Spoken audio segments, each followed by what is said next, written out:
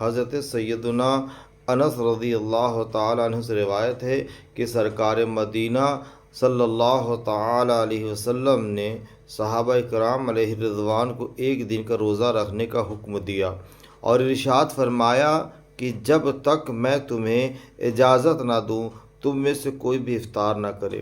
لوگوں نے روزہ رکھا۔ جب شام ہوئی تو تمام صحابہ کرام علیہ رضوان ایک ایک کر کے حاضر خدمت بابرکت ہوتے گئے اور عرض کرتے، یا رسول اللہ صلی اللہ تعالی علیہ وآلہ وسلم، میں روزے سے رہا، اب مجھے اجازت دیجیے تاکہ میں روزہ کھول دوں۔ آپ صلی اللہ علیہ وسلم مجھے اجازت دیتے، مرحمت فرما دیتے۔ اسی طرح صحابہ کرام علیہ رضوان حاضر ہوتے رہے۔ ایک صحابی رسول صلی اللہ علیہ وسلم حاضر ہو کر عرض کیا، آقا صلی اللہ علیہ وسلم، میرے گھر والوں میں سے 2 نوجوان لڑکیاں بھی ہیں جنہوں نے روزے رکھا اور آپ صلی اللہ علیہ وسلم کی خدمت بابرکت میں آنے سے شرماتی ہیں، انہوں نے روزہ کھولنے کی اجازت دیجیے تاکہ وہ بھی روزہ کھول لیں۔ شہنشاہ مدینہ سرور قلب و سینہ صلی اللہ علیہ وسلم نے اس پر رخ انور پھیر لیا۔ اللہ اکبر۔ اس نے دوبارہ عرض کی، آپ صلی اللہ علیہ وسلم نے پھر چہرہ انور پھیر لیا۔ اللہ اکبر۔ پھر جب تیسری بار اس نے یہ بات دہرائی تو آپ صلی اللہ علیہ وسلم نے ارشاد فرمایا، ان لڑکیوں نے روزہ نہیں رکھا، وہ کیسی روزہ دار ہیں، وہ تو سارا دن لوگوں کا گوشت کھاتی رہیں۔ جاؤ ان دونوں کو حکم دو کہ وہ اگر روزے دار ہیں تو قے کر دیں۔ وہ شخص ان کے پاس آیا اور انہیں فرمان عالی شان سنایا۔ ان دونوں نے قے تو کی تو قے سے خون اور چتھڑے نکلے۔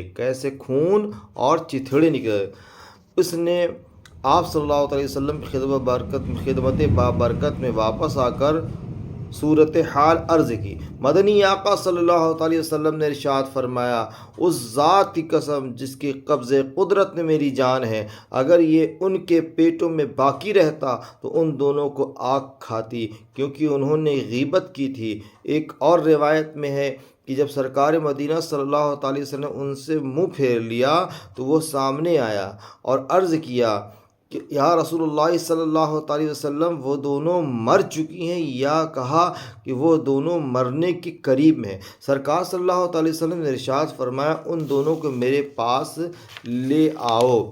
دونوں حاضر ہوئیں۔ سرکار علی وقار صلی اللہ علیہ وسلم نے ایک پیالہ منگوایا اور ان میں سے ایک کو حکم فرمایا کہ اس میں قے کرو۔ اس نے خون اور پیپ کی قے کی۔ اللہ اکبر، اللہ اکبر۔ اس نے خون اور پیپ کی قے کی حتیٰ پیالہ بھر گیا۔ پھر آپ نے دوسرے کو حکم دیا کہ تم بھی اس میں قے کرو۔ اس نے بھی اسی طرح قے کی۔ مکی مدنی آقا صلی اللہ علیہ وسلم نے ارشاد فرمایا، ان دونوں نے اللہ عز و جل کی حلال کردہ چیزوں یعنی کھانا پینا وغیرہ سے تو روزہ رکھا، مگر جن چیزوں کا اللہ عز و جل نے علاوہ روزہ کے بھی حرام رکھا تھا، ان حرام چیزوں سے روزہ افطار کر ڈالا۔ ہوا یوں کہ ایک لڑکی دوسرے کے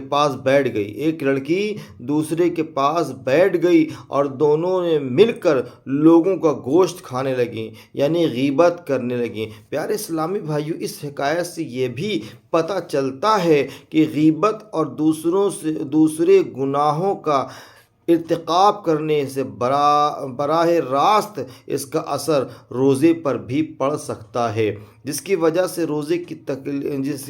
روزے کی تکلیف ناقابل برداشت ہو سکتی ہے، جبکہ اس کے برعکس بسا اوقات نیک لوگوں کی روزہ کی سختی اتنی محسوس نہیں ہوتی۔ بہرحال روزہ ہو یا نہ ہو، ہر حال میں زبان کی قابو ہی میں رکھنا پڑتا ہے، ورنہ یہ ایسا گل کھلاتی ہے کہ توبہ اگر 3 اصولوں کے پیش نظر رکھ لیا جائے تو انشاءاللہ بڑا نفع ہوگا۔ بری بات کہنا ہر حال میں برا ہے، فضول بات سے خاموشی افضل ہے، اچھی بات کرنا خاموشی سے بہتر ہے۔ میرے محترم سامعین و ناظرین، ہمیں اس بات کو سمجھنے کی ضرورت ہے کہ ہم روزہ رکھنے کے بعد کیا ہم اس روزے کا ادب اور احترام کر پا رہے ہیں، یا ہم یہ روزہ جو ہم نے کھانا پینے سے جو چھوڑ دیا ہے، تو زبان سے ہم کسی کی، اب تو آج تو فون کا زمانہ ہے، فون آپ کے پاس ہے، آپ نے فون اٹھایا اور آپ نے اپنے دوستوں، اپنے رشتہ داروں، اپنے بہنوں، اپنے بھائیوں سے آپ نے ان کی بات کرنا شروع کر دی، تو یہ تو غیبت ہو گئی نا۔ تو جو آپ نے کھانا پینا تو آپ نے روک دیے، جو کہ یہ حلال تھا، کھانا پینا حلال تھا، اور دنوں پہ جو یہ حرام تھا، چغلی کرنا، غیبت کرنا حرام ہے، ان دنوں پہ آپ نے حرام چیزوں کو، یعنی روزہ کے دوران آپ نے حرام چیزوں کو بھی آپ نے کھایا، غیبت کیا۔ تو اللہ تبارک و تعالی ہمیں غیبت سے بچنے کی توفیق عطا فرمائے، چغلی سے بچنے کی توفیق عطا فرمائے، اور صحیح طریقے سے روزہ رکھنے کی توفیق عطا فرمائے۔ السلام علیکم۔